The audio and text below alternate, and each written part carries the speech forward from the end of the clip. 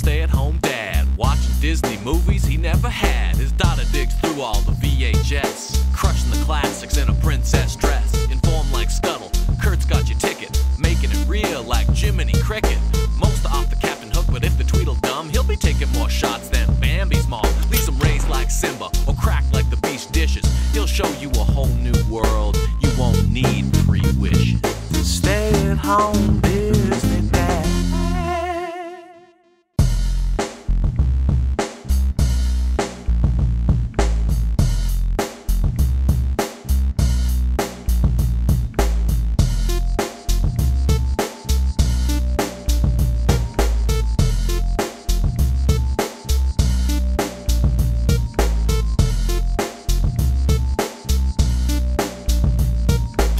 Alright, Jungle June concludes with George of the Jungle 2. Now, George of the Jungle 1 is the worst Disney movie I've seen so far after like 145 weeks. I just didn't get it. It was a mess. It was weird toddler level gags mixed with adult jokes and adult scenarios, and I couldn't imagine any age group enjoying whatever it was supposed to be. But let's put a bow on Jungle June. Let's press play on George of the Jungle 2. Let's do it. Ad for Finding Nemo. Now, I'm more concerned about finding my patience to get through this tape. Ad for Freaky Friday. This movie is definitely in the bin we have, but I've never seen an ad for it. We see Lindsay Lohan and the voiceover guy says, "Things are about to get freaky." My mind is grasping at like anything at this point. They say, you know how they say the only thing worse than an kicking is waiting for one? That's what it feels like watching the ads before George of the Jungle 2. An ad for Lion King 1.5, another one of the top 5 worst Disney movies I've ever seen. If the next ad is for a Winnie the Pooh tape, I'm going to get a napkin and I'm going to eat this VHS tape. The Lion King 1.5 ad is like 5 minutes long, and I take solace knowing that VHS technology only allows for 120 minutes and we've already eaten close to 15 minutes. That means George of the Jungle 2 could not be longer than 1 hour 45. We get another animated opening like the first one, feature presentation time. I'm sure this is the same version of the song from the band Presidents of the United States from the first one, so I'm glad to see they paid rent this month. Also, the movie is about half as loud as the ads were. We keep the format where the narrator is self-aware this is a movie, which didn't work in the first one, so let's keep doing it. We start with the narrator asking who this actor is, and he claims he's the new George because studio is too cheap to pay Brendan Fraser. This is the nonsense I was talking about. New George tells the camera he's pretty good at coconut ball, and they play whatever the hell coconut ball is. Gorillas or cheerleaders, they play soccer with a coconut. The narrator says George is grooming his son to be heir, and he starts grooming his son's hair. Because he's an idiot, but you know who the real idiot is? Me, for watching George of the Jungle 2 without a gun to my head. He swings and the song says, "Watch out for that tree," and he hits a door. His wife has perfectly crimped hair. I have questions. They either need to go full Flintstones and show us how his wife Ursula like crimps her hair with a clam or something, or she should probably just have straight jungle hair. They keep reminding us over and over that Brendan Fraser didn't want to do this movie. I guess that's supposed to be funny. Part 1 left us where his gorilla friend became a lounge singer. They call him a swinger, and he's playing cards with Kenny Rogers, who sings The Gambler with alternate lyrics. In this version, it's about a Game Boy.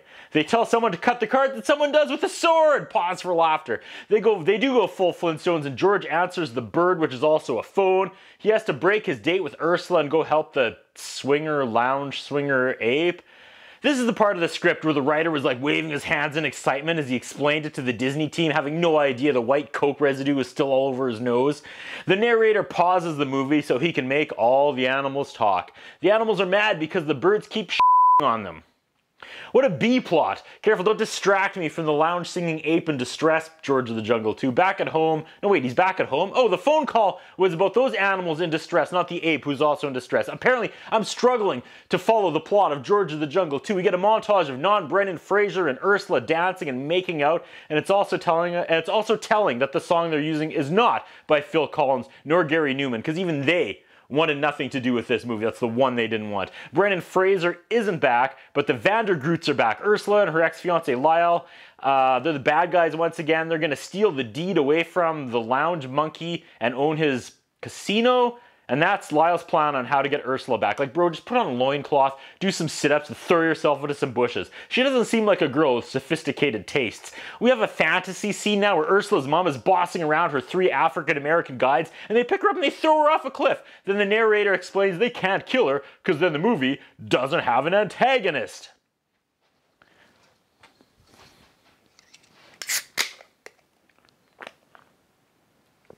Oh, come on. She brought her grandkid a million gifts. How? I don't know. It doesn't matter. Nothing matters. George gives his son a spear, but Grandma gave him a million city gifts.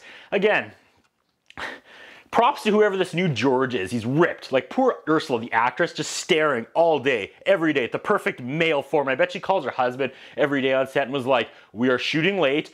Don't you dare go to sleep, because I'm just going to wake you up the second we get home." George sends his toucan, Tookie Tookie, to alert the lounge singing ape.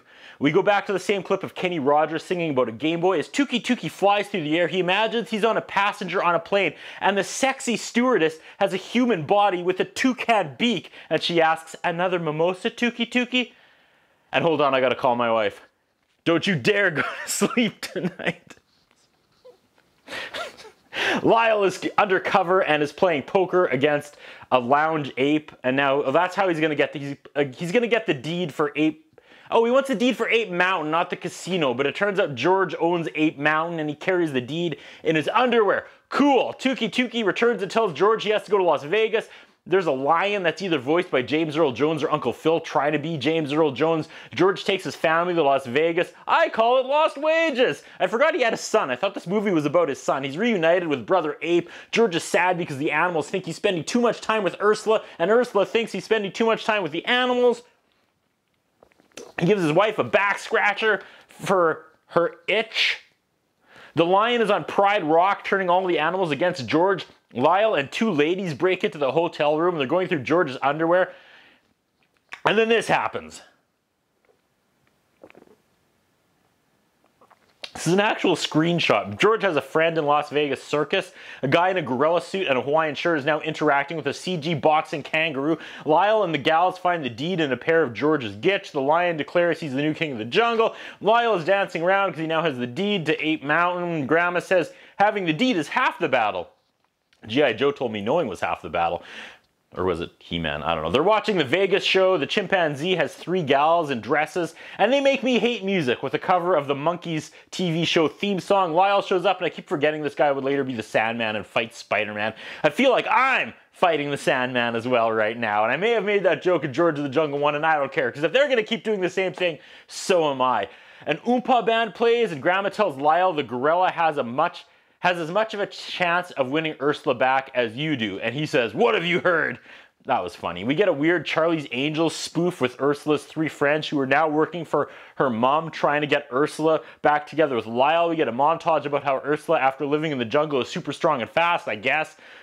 George walks in on them when he hears all the gals trashing George. His mighty heart is breaking as he hides around the corner listening to them all run him down. Why do they all hate George again? I don't get it. Ursula is so sad. She shakes away the voices and is like, "No, I have a man I love and a child I adore, and George gives me what all of you pray for." And she never explains what that is, so I'm guessing she means jungle sex.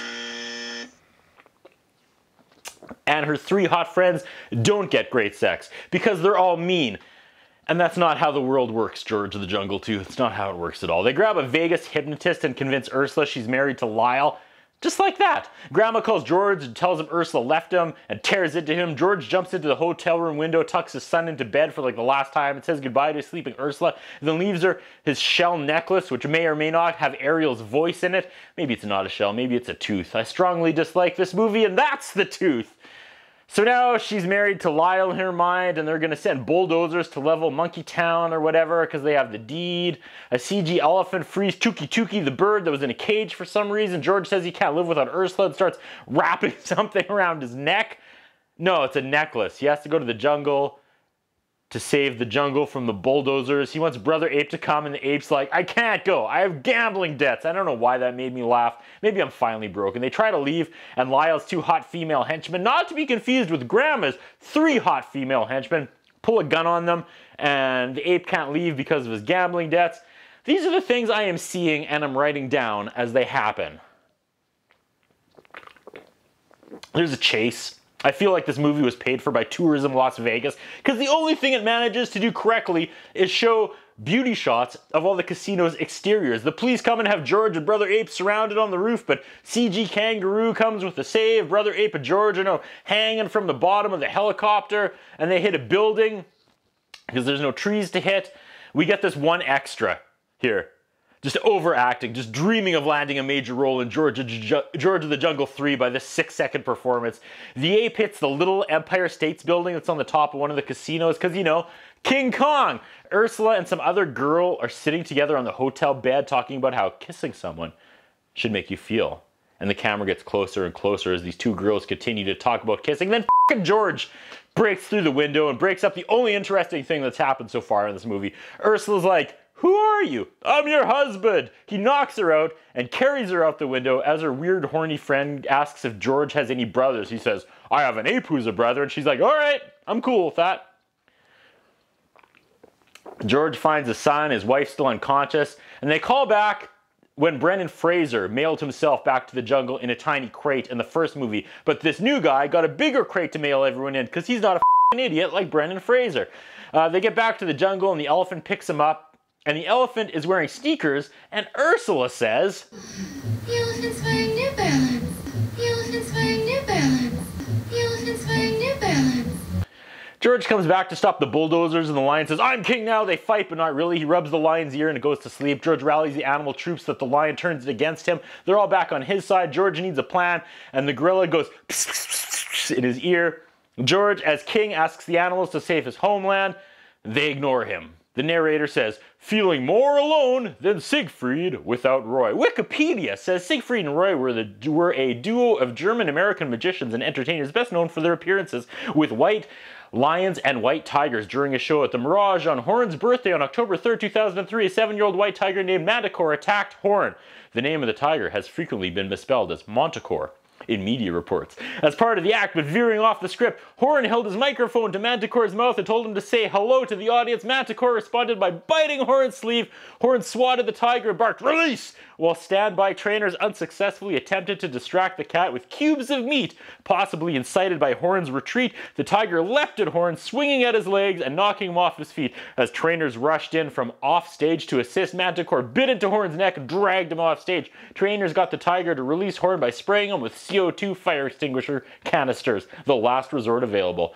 The attack severed Horn's spine, resulted in massive blood loss, and severely injured other parts of his body, permanently impairing his motor and verbal abilities. He also had a stroke either before or after Manticore dragged him off stage. Here comes the bulldozers to island.